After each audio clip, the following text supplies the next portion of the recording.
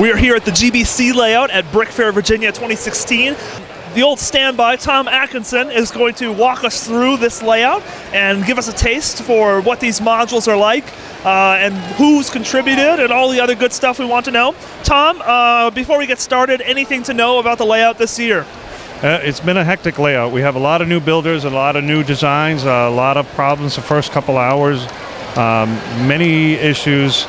But I think now things have settled down. It's now been running for 5-6 hours, and most of the bugs are worked out. We're going to start right here and work our way around. And we're starting with at the top of the table here with one of Stuart's old standbys with the balls rolling zigzag, which is always interesting to watch with a bunch of balls running. And after that, we'll be running into another Stuart module. This is based on an Akiyuki design, basically a picker, which is an interesting mechanism to watch, a lot of fun. And then we move into a different kind of a spiral where the spiral is stationary and the vertical beams rotating get the balls up.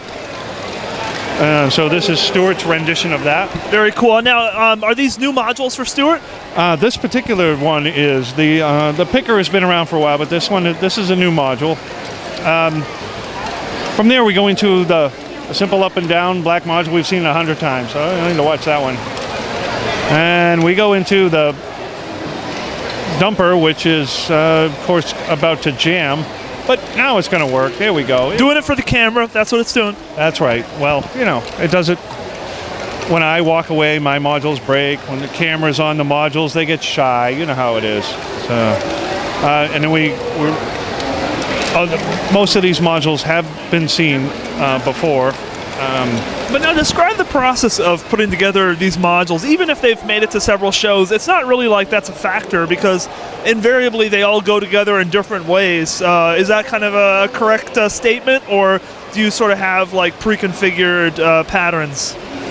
There's a few things that kind of work well together, and we can talk about them when we get to them. But in general, we try to mix it up every time, even if it's the exact same modules. And this is so one of the things about the GBC layout is that you want to have the ability to walk in and out because there are so many people collaborating here. So what does this do to facilitate that? Well, it certainly gives us a way to walk in and out without having to crawl under tables or duck or anything like that. And I certainly appreciate that because unless you're 8 feet tall, then you probably would be easily able to kind of go through this, right? Yeah, well, we have somebody who's pretty close to that, and he complains that we didn't make it tall enough, you know. But all right, coming on down here, what do we have right here? So these balls drop down, they move on. This is an interesting module. This is also a boat, and this has been seen before, but it's still relatively new. This is a Stuart's boat that he uses in boat race, and it's in dry dock, as he calls it, and it acts like a GBC module. That's kind of amazing, and kind of hilarious too. Yeah, that's a crossover you don't see very often. Very cool. And then this looks like a simple slide. It is, and it's unfortunate because this was one of the modules we had set up as a substitute. It's substituting a module that was giving us a hard time. We finally yanked it. Oh, and this is the stuff that happens here at BrickFair. Any GBC layout, you just kind of pick out the ones that are not really working out, sub them in for a good old standby. Yeah, it's a frustration level thing. This looks like an amazingly eloquent module. This module has been it's been around a few years. Every time I see it, it's gotten better and better. It's to the point now where the builder is, sitting down and ignoring it. He's somewhere else now. It's that reliable. It's been working great all day. When this was first there, it looked good, but boy, he had problems. He had every 10 minutes or so, he had to stop and fix it. And he's learned and improved his module to the point where it's pretty darn reliable. And so it's really the iterative process of just constantly improving and just, making things better. That is definitely the case. I have been doing that with my own modules for years and years, and I actually have some modules that I forget about because they're that reliable. I just put them in place. I still have some that need some work. Well, I think that's acceptable. And then what do we have right here? This is Stuart's train. It runs on an NXT on the train and an NXT on the load station, and he uses a method to communicate back and forth on them. Stuart, being a programmer, used some advanced software. I think it's based on Legos. And it uses the color flags to know that it's approaching the station and slows down. And see, I don't know why, but it just went wacko on us. Interesting. It's got a little camera shot, perhaps. Let's leave it alone. Come on. What's this mosaic here, Tom? Yeah, that's actually Mr. Red's mosaic. That's pretty cool. And lots of those Lego tiles. So from there, we go into the unload station, which then feeds into a new builder. This is a second show for this module, and it's really an interesting mechanism. This is Dave Eaton's module, using the primary colors. He's got an awful lot of chain in there, and I think long term that may give him some difficulties. But I love the motion in the. It's kind of mesmerizing, isn't it? It is. That's a problem with a lot of these modules. So it's a pretty cool mechanism. Do you think that chain's going to wear over time, though? It will, and eventually what will happen is they'll start popping. Yep. So such is the nature of GBC. GBC really does kind of push the boundaries of what LEGO Elements can do. Is that right?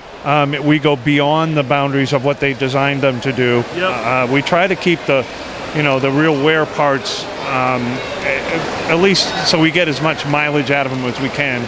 We know there's people, new builders, do things that well beyond, and they learn, oh geez, I broke this gear after running for an hour. Yep. And so speaking of mesmerizing mechanisms, Tom, this mechanism right here, this module is absolutely amazing. Who built this and what's going on here? I believe this was built by Scott Anderson, and this was a design that somebody did online that he copied and made his own version of it. It is definitely a cool mechanism. I want to back up just 1 second here. Okay. This is a BrickWorld module that was built by a brand new builder, and she decided to decorate like it was under construction. And this is a great way to start, which is why I wanted you guys back up and have a look. Build the mechanism, something that's been proven out. Yep. Decorate it, do something to it to make it a little bit unique, and then from there. Now she gets a little confidence, a little experience, and she's already got a whole bunch of Technic this weekend, and she's looking forward to delving into more modules, more designs, and doing her own stuff. So that's very cool. This is a stepping stone. That's awesome. So if you just want to get your feet wet, go out there, do something that's been done before, make it look good, and you'll be off to the races. That's absolutely correct. Awesome. And then continuing on down here, it looks like a corkscrew mechanism? It is a large corkscrew. This is, again, based on an Akiyuki design. Very cool. Yep. And we have a bunch of different ladders, chains. What are we looking at here? Well, we have a big conveyor that dumps into a short zigzag. And I like the use of the purple color in that. And then we go around the corner into a BrickWorld module, and Mr. Red's version of this year's Brick module with the steppers. And he's taken the BrickWorld design, which was designed to be simple to build and use a minimal amount of parts. And he's taken it and really solidified it, so it's a lot more sturdy of a design. Very cool. This is another one that Scott Anderson did. I think he basically worked with the concept of that last cool mechanism module back there, the Akiyuki design, came up with his own version. You can see that he has to have a counterweight on this to kind of help the things get past the hard part. I think that the counterweight king in my mind is Akiyuki. And I think Scott, having spent a lot of time looking at Akiyuki's design, probably ran into an issue with this and said, "Oh my God, I can use a counterweight and make it work better." And it solved that problem. As far as I know, this is its first show. It might have done one show earlier that I was not at. Can we stop? It's pretty mesmerizing. I personally am getting a little bit distracted by just watching it. Because it's just so beautiful. I think we better move on. All right, let's keep going. Let's go. Come on. Let's go. All right, more. Okay, so this is an interesting one. It's primarily axles. I believe this is a Scott Anderson original. It's got a lot of axles, and it's using the some levers to basically push the balls up a ramp. It's a pretty cool thing. I like to see more of this because all the mechanisms are visible. It looks relatively simple. I'm sure it took them a lot of time to get the angles and all that kind of correct, but works well so far anyway. Very cool. From there, we go into a string of modules that have that funny color-looking thing here, and there's mixed colors and spinny wheels and so on and so forth. And we move into a Cthulhu module, and this is a young builder who has joined us last year for the first time, and this year he's come back with a bunch of new designs. This one actually got nominated for Best GBC Module. Congratulations. From there, we move into another simple module with just spinning axles that move the balls up a subtle ramp. And the cool thing is, this is kind of funny. So this module, I believe, was built by the young man as well. He sucked his dad into it, and his dad built this one. That's awesome. And so, as far as I know, this module's been working well all weekend too. Very cool. And then it looks like we have some other additions to the GBC layout. What's that right there? That's some kind of a sword to me. It looks like, and look, there's a big one and a little one too. Pretty cool. Pretty cool. We got two.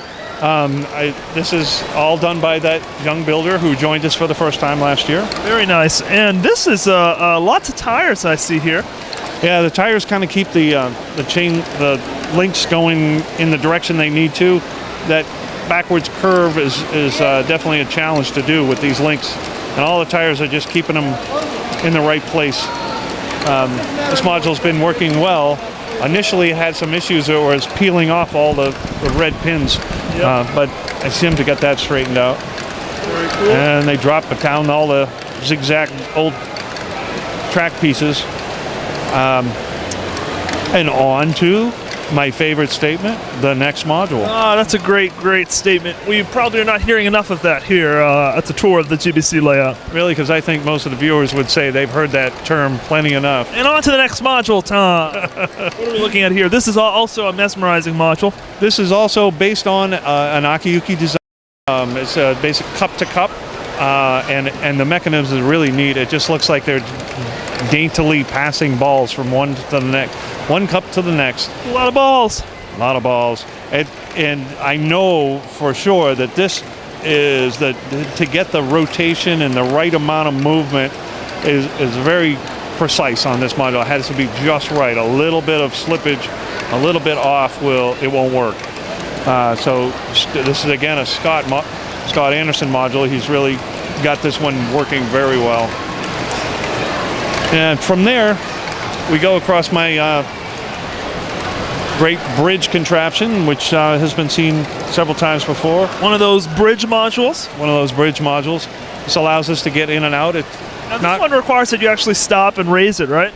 Yeah, and it's slow because it uses NXT Bluetooth to communicate, and it's intended for a train, so there's a bunch of extra stuff we're not really taking advantage of. Can we raise it right now? We can if you want to. If you want to push the button.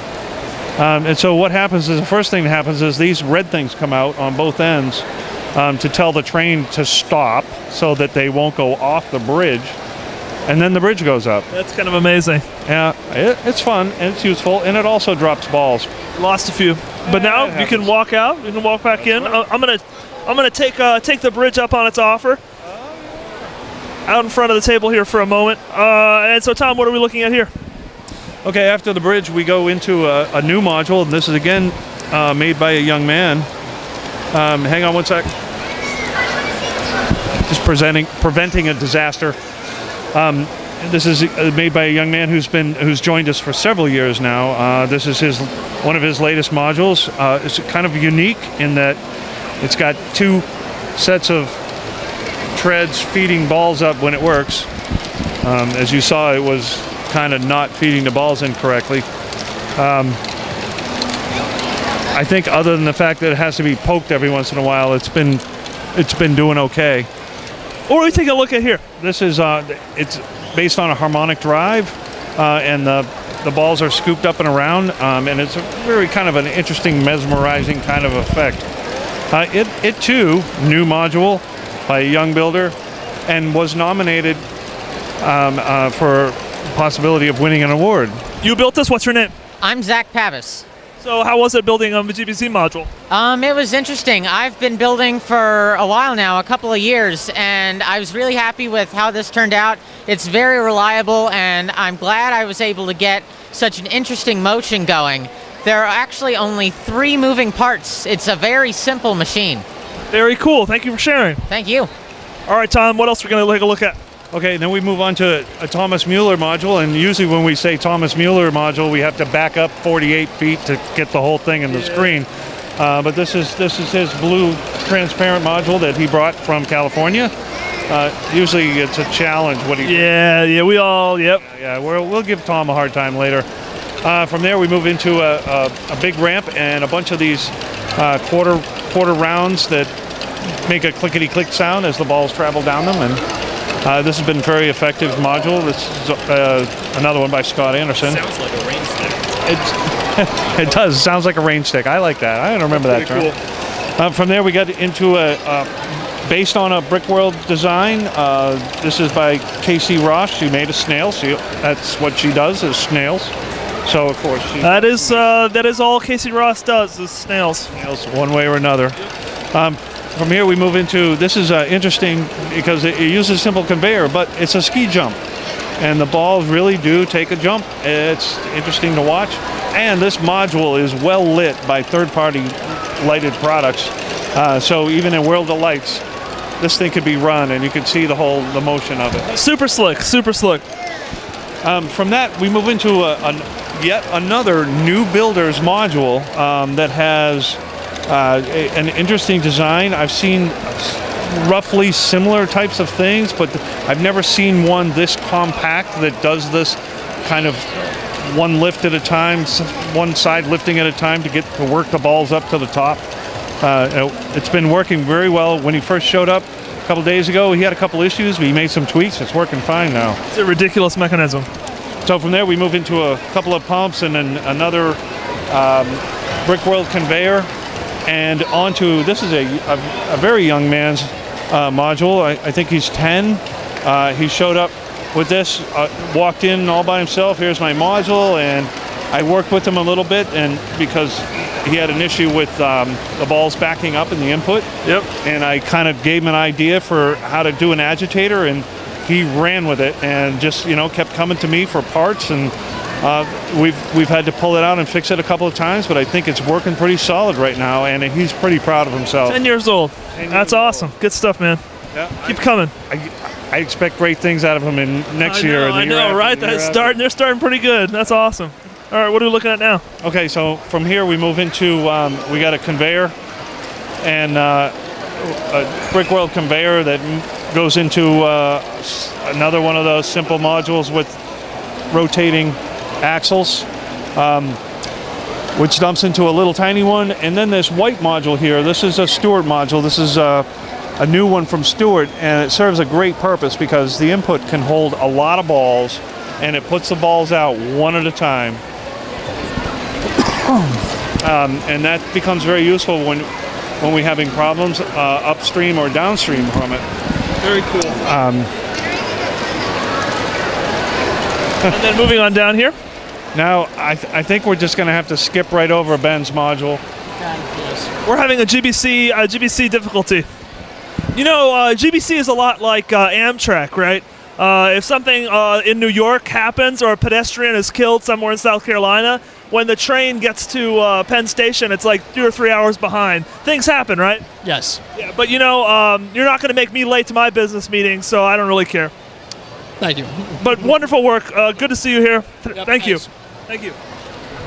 Going on down, what else are we going to take a look at? Okay, so we move, after Ben's big green module, we move into the monorail module. This has been slowly improved over the years. This is Ian Moorfield's module. It's had a couple of issues today, but mostly because Ian's been doing other things, and I don't know how to run it. Although, I must say, I now feel pretty confident about how to get the thing going. So I see we're using monorail, which is no longer in production. We're also using RTX bricks, which are no longer in production. And I also see a, is that a remote? What is that remote from, Ian? Well, this remote was in one of the optional Mindstorms accessory sets. It's pretty handy because it allows you to send a message to the RCX. So if we need to adjust the motor, we can do that. Or if we also want to send one of the stations a signal, we can do that. One of the things you could do is to say, okay, don't wait until you have the maximum capacity of balls, just go right ahead. And Very vintage, I like it. And then I guess we're going to move on down here. Tom, what are we going to take a look at next? This is a module that was originally designed and built by Bill Bourne. Unfortunately, we lost him later last year, and I rebuilt this module in his honor. His old one was starting to get fallen apart and stuff. I rebuilt this. It does say Bill Bourne Memorial Balldozer on it, and it allows the kids to interact. And oddly enough, what's being supervised by Bill's wife, Kathy, right at this moment. That's awesome. And you guys just have perfect timing. That's awesome. And the great thing about this is the kids love to drive this around. They get to interact a little bit. And I've made some changes to it, including having a slow ball dozer and a faster ball dozer. And right now the faster one is on the board, and it's starting to run low on juice. We're going to have to pull the slow one off. It's been charging for the last hour. That's awesome. So this module is, I think a lot of people appreciate the fact that, Bill's creation, which this is one of the things he's most known for, is going to live on. Bill Byrne's a great guy, and I love the sort of the ethos or whatever the thought behind this whole module here. It's awesome. Yeah, I felt a lot of pressure to get this done for this show, and I struggled to get it done. I managed to get it done and place tested with my nieces, and it's ready to go, and it seems to be working great. So I'm very pleased with how it came out, and the fact that people recognize it as Bill's contribution to Great Ball Contraption, and this module and concept will live on for a long time. So now that we're on the other side of this interactive module here, it appears that we have a little bit of a fan here. Is this what this is, Tom? Yeah, this is a module that was originally built for air. Wind and air. wind. Wind and air. Wind and air. And so it is very much moving quite a bit of air. It feels fantastic to be around it. It does, especially if you're on the public side. Unfortunately, he designed it to blow out instead of on us that are in here working, but that's okay. It's kind of amazing, isn't it? Yeah, and it works pretty good. You would think, how much can the wind really blow a soccer ball? But it actually does. It does a pretty good job of it. It's a very funny module too. Just a fan blowing on the balls. I'm certainly a fan of it. He is a fan of that fan module. Yes. Okay, all right, moving on down. One of the things that Ian vastly improved on this module was the output, which used to be a little hokey and a jam and send balls flying everywhere, and he's replaced that with a different mechanism to get the ball up and then back to the spec of over 10 bricks high to move on to the next module, which is a big long ramp. That's awesome. And what is this? Well, this is a big long ramp that feeds up, and is it a town and train themed big long ramp? I guess is what I'm asking. Well, this is one module. That's something else. That's a different module. So yeah, we have road plates here. Oh, road plates. Yeah. Oh, yeah. Okay. Yeah. Very cool. And it is a building, and this appears to be trying to be some sort of a quarry type thing where it has an input scoop, and the whole thing is given a shaking and rattling that both serves as making it look like some kind of a factory. It looks evil thing. It also happens to work very well as an agitator to keep it from jamming. Yeah, this shaking, it just looks a little menacing. Yeah.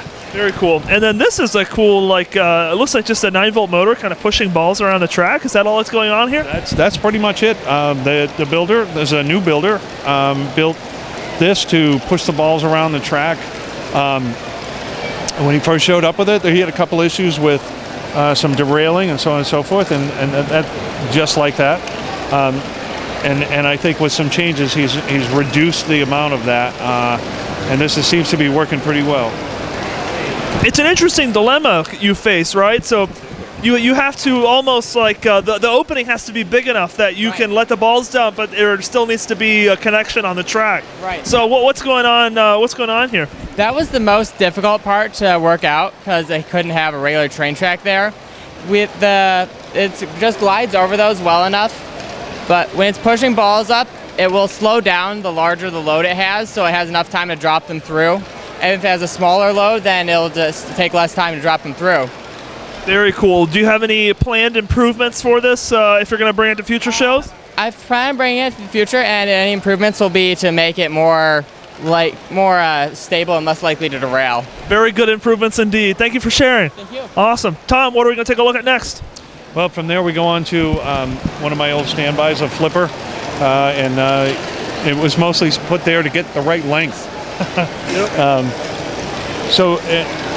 From there we go on to a conveyor and ramp, again mostly put there just to get the right length, and to also resync up the balls to 1 per second, because the module after it is really cool. It's got the shape of Texas on the front of it, but it is from a new builder who has not quite figured out how to meet the 30 batch yet, so we're feeding it one ball at a time. We're being gentle to it. Yep. Because what happens when too many balls get in there, it kind of winds itself up, and we had a ball almost hit the ceiling.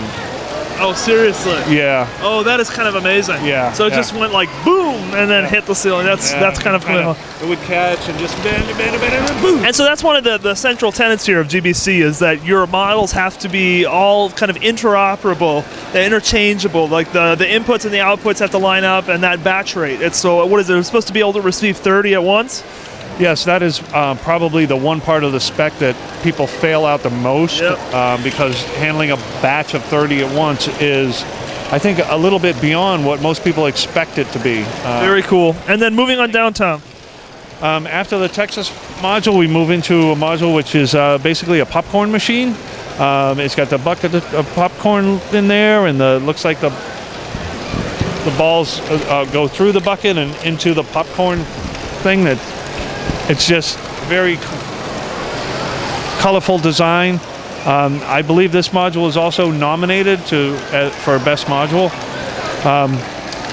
After it comes out of there, it goes into my pneumatic module, which halfway through the day today, I had to replace the pneumatic pump because it just finally stopped working.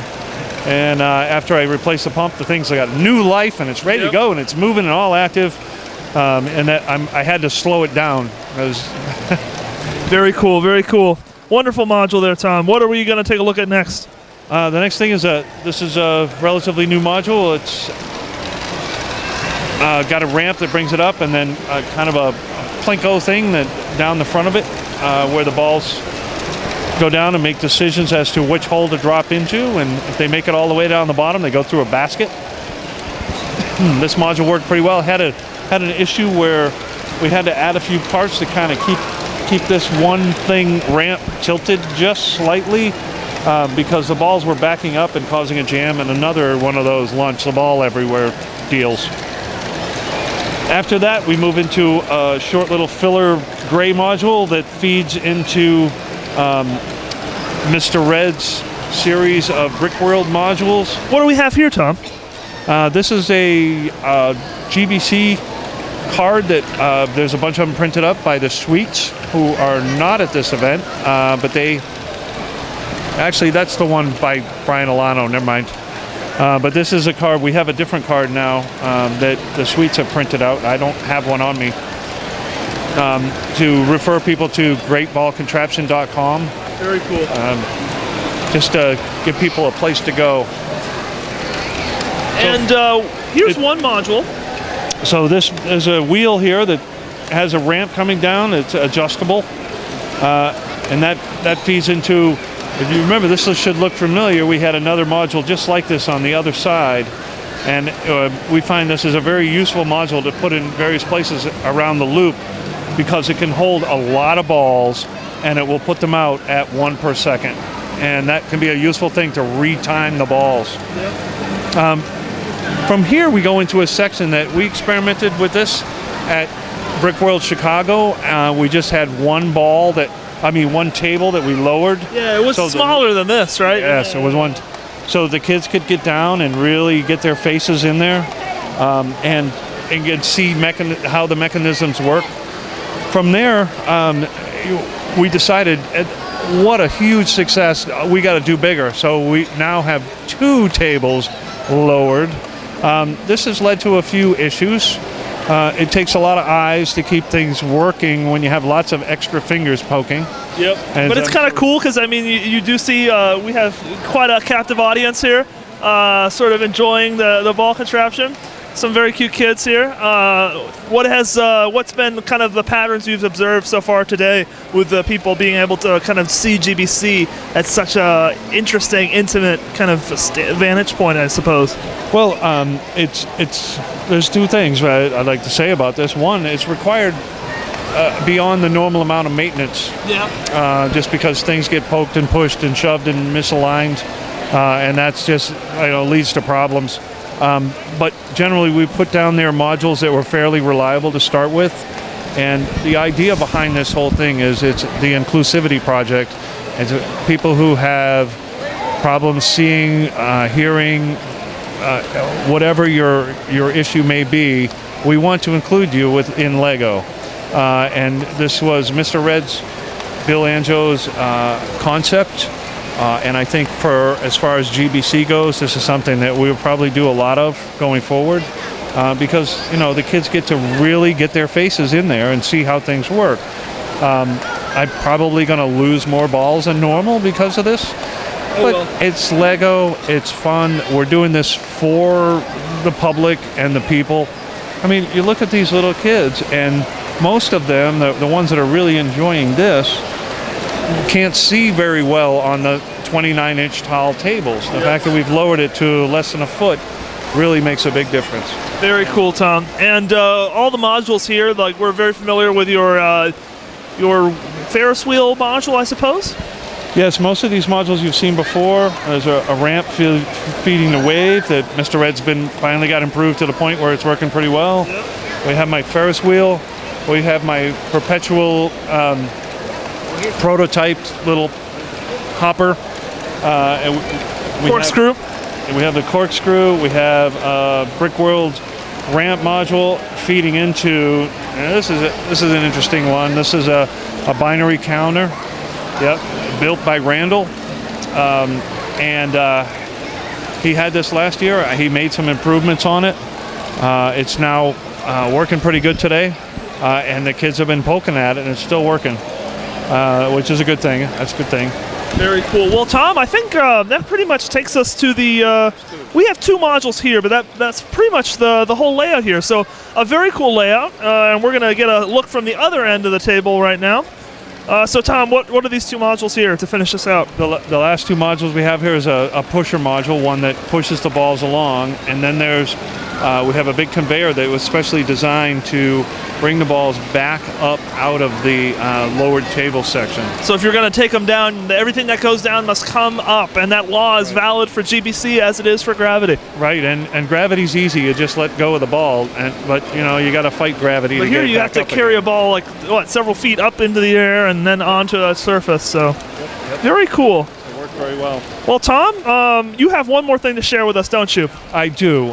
This was something I've gained some fans, and over the years, I've had a variety of young men come up to me and say they've seen my YouTube videos, and mom wants to take a picture with me of their son with me, and so on and so forth. Today I had something very special happen that's never happened before, and I don't know that any LEGO builder has ever had this happen to them. But I had a young man, I don't know how old he was, but he drew me a picture knowing that he was going to come today and see me. He drew this for me, and he presented this to me, and his mom got a couple of pictures, and I am so proud that, that I made this kid happy enough for him to draw me a picture. This is going on my refrigerator. I don't know the kid's name, where he's from, but he drew this for me. So whoever you are, you made Tom's day. Just know that. Tom, thank you for sharing with us. Wonderful GBC layout as always. I can't wait to see what you guys do at the next show. Thank you. You bet. Thank you very much.